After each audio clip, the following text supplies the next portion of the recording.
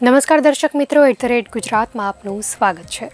ગુજરાતમાં વાવાઝોડાને કારણે ઠંડી વધશે કે ઘટશે તેને લઈને આગાહી તો કરાઈ છે। હવે આ જ દિશામાં વરસાદની પણ આગાહી કરવામાં આવી છે। 3 થી 5 ડિસેમ્બરમાં અરબી સમુદ્રમાં લો પ્રેશર સિસ્ટમ સક્રિય થવાની શક્યતા છે। અન્ય ડિપ્રેશન થવાથી મુંબઈ સુધી જ નહીં, દક્ષિણ ગુજરાત સુધીમાં વરસાદ કે વાદળો આવવાની સંભાવના છે। ઠંડી વચ્ચે દક્ષિણ ગુજરાતમાં કમોસમી વરસાદની આગાહી અંબાલાલ પટેલે કરી છે। તો ડિસેમ્બરના પ્રથમ સપ્તાહમાં લો પ્રેશરના કારણે મુંબઈ અને દક્ષિણ ગુજરાતમાં વરસાદની આગાહી કરાઈ છે। અંબાલાલ પટેલે આગાહી કરતા જણાવ્યું કે ડિસેમ્બરના પ્રથમ સપ્તાહમાં દક્ષિણ ગુજરાતના અનેક વિસ્તારોમાં કમોસમી વરસાદ થશે। તો બીજી બાજુ બંગાળની ખાડીમાં જે ડીપ ડિપ્રેશન ચક્રવાતમાં પરિવર્તિત થશે।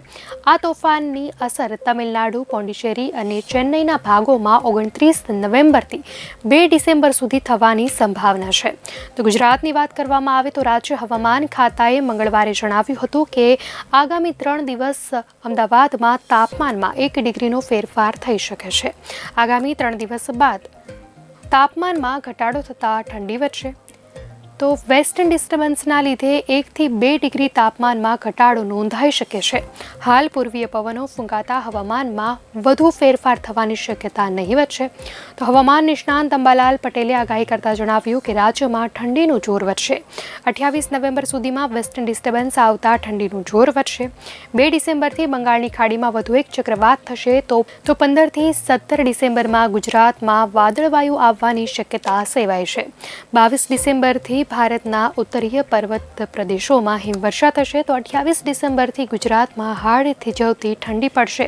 સ્થાનિક હવામાન વિજ્ઞાન કેન્દ્રએ 26 થી 28 નવેમ્બર સુધી તમિલનાડુ અને પોંડિચેરીના કેટલાક ભાગોમાં ભારેથી અતિભારે વરસાદની ચેતવણી આપી છે। ત્યારબાદ NDRFની ચોથી ટુકડીને 7 ટીમોને તરત તૈનાત કરાઈ છે। આ ટીમમાં 30 બચાવકર્મી સામેલ છે। તોફાનની અસર 1 અને 2 ડિસેમ્બરે પણ જોવા મળી શકે છે। તો હવામાન વિભાગના જણાવ્યા અનુસાર આગામી 2 દિવસમાં શ્રીલંકાના કિનારાને અડીને આવેલા તમિલનાડુના કિનારા તરફ ઉત્તર પશ્ચિમ દિશામાં આગળ વધવાનું ચાલુ રાખશે, જેના કારણે દરિયાકાંઠાના રાજ્યોમાં ભારે વરસાદની સંભાવના છે।